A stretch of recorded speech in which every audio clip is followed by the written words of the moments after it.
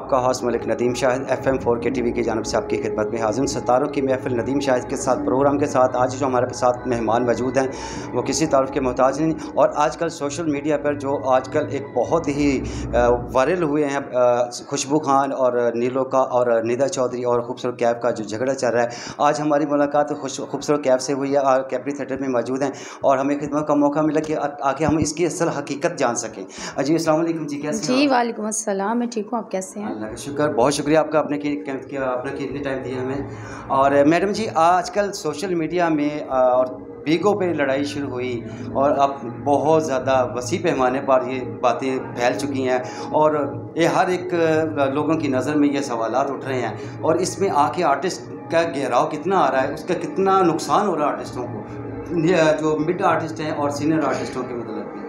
देखिए first of all तो मैं यही कहना चाहूँगी कि पहले बात तो आपने बीगो बोला, बीगो नहीं है, टिकटॉक लाइव पे ये सारा कुछ मामला जो है किया गया है। वहाँ पे गाली गलौज हुई है, वहाँ पे अब्यूज़िंग हुई है, वहाँ पे गलत अल्फाज गलत इल्ज़ाम जो हैं वो लगाए गए हैं बहुत ज़्यादा और इल्ज़ामात इतने संगीन हैं कि जो सुने भी नहीं जा सकते इस वजह से। और वहाँ से ये सारा स्टार्ट हुआ और डेफ़िनेटली आर्टिस्टों को भी नुकसान है, हमारे स्टेज इंडस्ट्री को भी नुकसान है और सबसे ज़्यादा उनको नुकसान है जिन पे इल्ज़ाम है। जैसे हम आपने सारी आर्टिस्टों के नाम लिए, निदा का, निगार का, नीलो का और हम 3-4 जो हैं। इसके अलावा कुछ ऐसी हैं जो मंज़र आम पर नहीं है, उनका भी नाम है इसमें, जिनको जो है ये बदनाम किया जा रहा है और इल्ज़ामात है जो है वो इतने संगीन लगाए जा रहे हैं। जी ये देखिए जो वीडियो आपकी जो बता रहे जो तरदीद की है आपके इंटरव्यू जो आपने प्रेस कॉन्फ्रेंस की थी उसमें खुशबू ने कहा जी मैं इनके बहुत सारे मेरे पास वीडियोस हैं, मैं वो वायरल करूंगी, मैं ये करूंगी वो करूंगी। तो अच्छी बात है, उसका तो कारोबार है, उसका तो बिजनेस ही है वीडियो वायरल करना। आपको जैसे कि आप देख लें कि पिछले साल उसने एक वीडियो वायरल की है, 3 लड़कियों की बारहाना वीडियो वायरल की है और उसने फहाशी फैलाई है जो कि उसे नहीं करनी चाहिए थी। और देखिए आप कि उसका तो काम है वीडियो लोगों की छुप छुप के बनानी और वायरल करनी और वो कर सकती है, किसी की भी कर सकती है, उससे उम्मीद की जा सकती है। देखिए लेकिन दूसरा है कि आर्टिस्टों के ऊपर कितना इमेज पड़ रहा है, ख़राब हो रहा है, बहुत ज़्यादा इमेज ख़राब हो रहा है जी आर्टिस्टों का।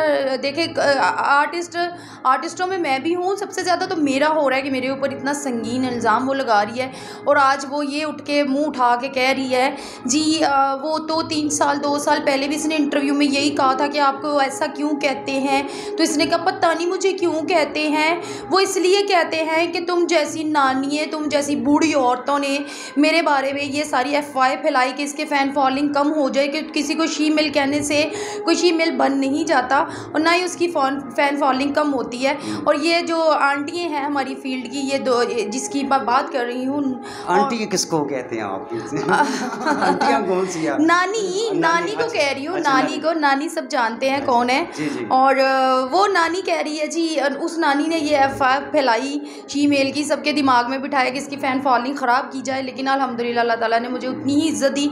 ये 4 साल पुरानी बातें आपको मैं बता रही हूँ जो अब आके मेरे सामने खुली हैं, जो मेरे पास सबूत है, मेरे पास प्रूफ है कि ये सारा कुछ मेरी पीठ पीछे ये नानी कर रही थी। और इसलिए मैंने दूरी बनाई, मैंने बोला कि मैंने इसके साथ ड्रामा नहीं करना। जिसकी खिंच में, जिसकी ज़िद में इसने उठ के मुझे और ज़्यादा जो है लाइव टिकटॉक जो कि पूरे वर्ल्ड पे देखा जाता है, वहाँ पे बैठ के इसने मुझे बदनाम करने की कोशिश की, मेरी इज़्ज़त ख़राब करने की कोशिश की। और देखिए जैसे कि आप बता रहे हैं कि आप लाइव टिकटॉक पे बैठे हैं, वहाँ पे ये मामला शुरू हुआ और अब देखिए ना उसके बाद आकर ये मामला इतना वसी पैमाने पर उसमें जो मिड आर्टिस्ट हैं उनके ऊपर भी बहुत ज़्यादा सवालात के उठ रहे हैं। बिल्कुल उठने चाहिए सवाल, तब क्यों नहीं कुछ किसी का सवाल उठा। अब ही इतने सारे सवाल उठ रहे हैं कि अगर मेरे ऊपर किसी ने इल्ज़ाम लगा दिया, मेरी इज़्ज़त फील्ड में मेरी पीठ पीछे ख़राब की जा रही थी, तब मुझे पता नहीं था कि ये कौन है जो अफवाहें मेरे बारे में फैला रहा है इस तरह की।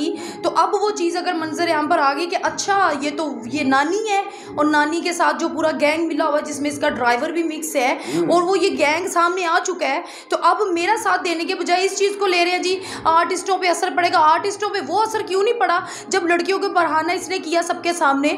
हाँ, इससे पहले भी उस केस को क्यों रीओपन नहीं किया जा सकता? मेरी तो अपील है वज़ीर आला साहब से कि उस केस को रीओपन किया जाए और मंजर आम पर लाया जाए कि फांसी की सुलह नहीं नहीं होती, लड़ाइयों की सुलह होती है।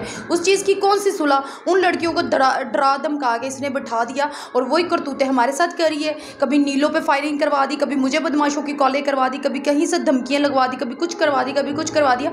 ये हरकतें, ये हरबे अब वो हमारे ऊपर इस्तेमाल कर रही है। और सबसे घटिया स्टंट जो उसने स्टार्ट किया हुआ है जी, मेरे से फेम, कोई औरत फेम लेना चाहती है इस तरह का अपने आप को प्रेस कॉन्फ्रेंस में शीमेल बोल के? कौन लेना चाहता है? वो लड़कियां भी फेम लेना चाहती थी, तब भी इसका नाम आया, अब भी इसका नाम ही क्यों आता है? ये क्या है नानी?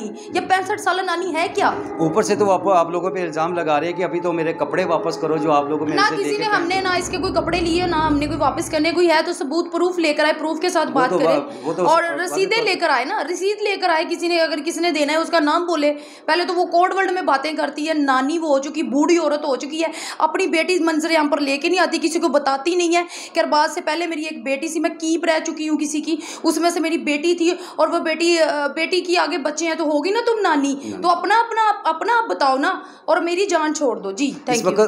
इस वक्त भी वो सुपरस्टार हैं, सुपरस्टार वो अपने, लेकिन इसकी एज काफ़ी ज़्यादा हो चुकी। क्या ये इसलिए कर रही है कि मेरा इमेज ख़राब हो रहा है? ये मैं वो ज़्यादा उसका इमेज अगर ख़राब हो, अगर उसको अपने इमेज ख़राब होने की फिक्र होती तो वो प्लेटफॉर्म पे बैठकर वो इस तरह की बकवास करती ही ना।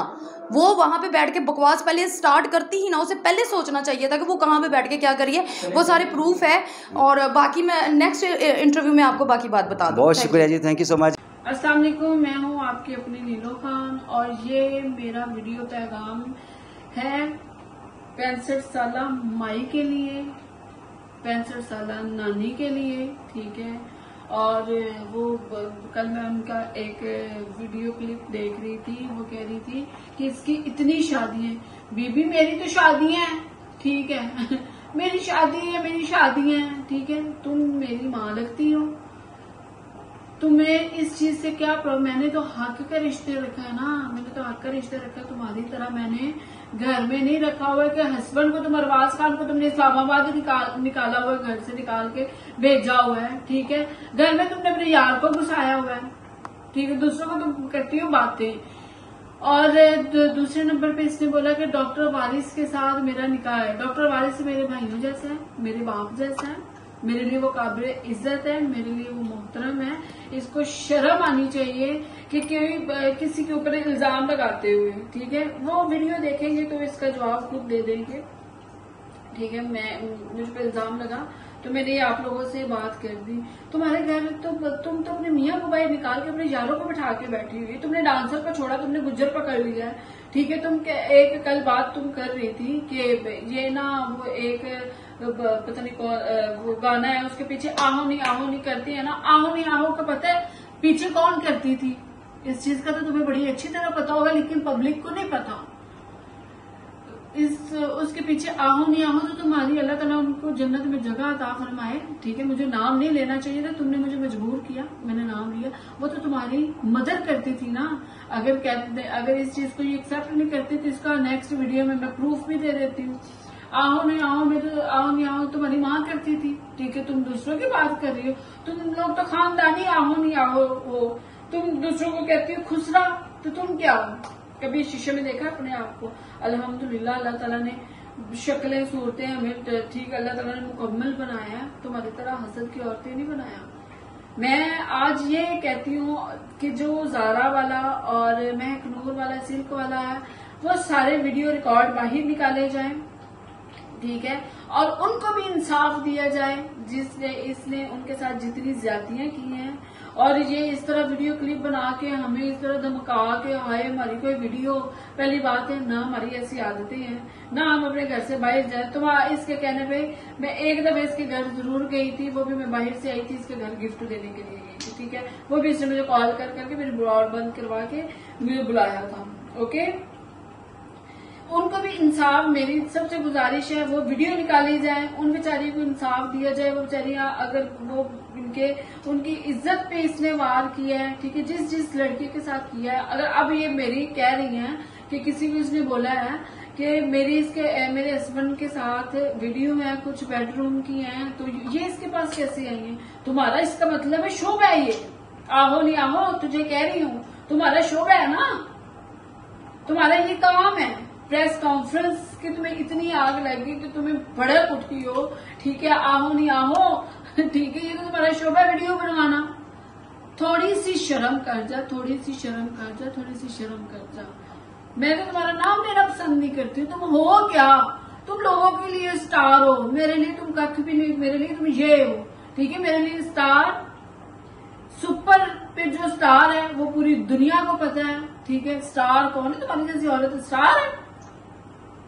तुमने मेरे करैक्टर पे उंगली उठाई, तुमने डॉक्टर वारिस को लेकर आई, तुमने मेरे शादियों की बात, मेरी 1000 शादियां हो, मेरी 10 शादियां, मेरी 15 शादियां, मेरी 5 हो, मेरी 3 हो, मेरी 2 हो, मेरी 4 हो। तुम कौन होती हो? तुम कौन होती हो बात करने वाली? तुम हो कोई? तुमने तो निकाह के बगैर रखे हुए हैं घर में। हमने तो चलो निकाह के साथ रखे हुए, तुमने तो निकाह के बगैर रखे हुए हैं। मुझे तो हंसी आती है तेरी जैसी औरत पे कि उंगली कौन सी औरत उठा रही है। अब तुमने गुज्जर को छोड़ना है, तुमने एक अपना टारगेट अपने माइंड में रखा हुआ, वो सबके सामने इंशाल्लाह बहुत जल्द आ जाएगा, ठीक है। अब तुमने अपने माइंड में टारगेट वो बिठाया हुआ है, ठीक है। उस गुज्जर बेचारे की जिंदगी तुमने तबाह कर दी है। तुम हो क्या? तुम लोगों के बच्चों के साथ खेलती हो। तुमने अहमद डांसर के साथ तुम्हारी सेटिंग थी। अहमद डांसर ने जब तुम्हारे उसके साथ ही तुमने उसके घर जाके बदमाशों को भेज के मार के उस बेचारे के टांगे फ्रैक्चर कर दी। तुम्हारा दूसरे डांसरों के साथ मसला हुआ, तुमने 5-5 लाख रुपए पे FIR करवाई, 5-5 लाख रुपए तुमने डांसरों से लिया। तुम्हें शर्म आनी चाहिए। गरीब लोगों से तुमने पैसे लिए हैं, तुम्हें ये गरीब लोगों के हाई लेकर जा रही हैं। तुम इंशाल्लाह अल्लाह ताला इंसाफ करने वाले हैं और मुझे इंसाफ मिलेगा और तू ही मुझसे माफी मांगेगी इंशाल्लाह। हम सबसे तू माफी मांगेगी क्योंकि तुमने बहुत बड़ी गलती की है। अब तुम मेरे करैक्टर पे आ रही हो, ठीक है, करैक्टर पे बातें कर रही हो। तो तुम इस्लामाबाद में जाके क्या करती हो? मैं दूसरी आर्टिस्ट का नाम नहीं लूंगी जिनके साथ तुम बैठी रही हो और जाके उधर प्राइवेट मुजरे करती हो। तुम तो C क्लास की डांसर तुम्हें कहते हैं उधर, पता है इस चीज का? मैं ये प्रूफ लेकर आऊंगी। तुम कहती हो ना प्रूफ तुम लाओगी, ये प्रूफ तुझे मैं दूंगी। तुमने कौमी हीरो को नहीं छोड़ा, तुमने कौमी हीरो के साथ चिपक के तू डांस करती है, तुम उसको नशा करवाती हो। तुम तो ऐसी गंदी औरत हो। तुम दूसरों को कहती खुसरे हो, तो तुम क्या हो? तुम क्या हो? मुझे भी पता हो कि तुम ये हो। ये मेरा पैगाम आप लोगों के लिए था। इसके लिए जवाब बहुत अच्छा है और इंशाल्लाह इसकी नेक्स्ट वीडियो आएगी, ठीक है। प्रेस कॉन्फ्रेंस ये करेगी तो प्रेस कॉन्फ्रेंस मैं भी कर रही हूँ इंशाल्लाह ताला प्रूफ के साथ।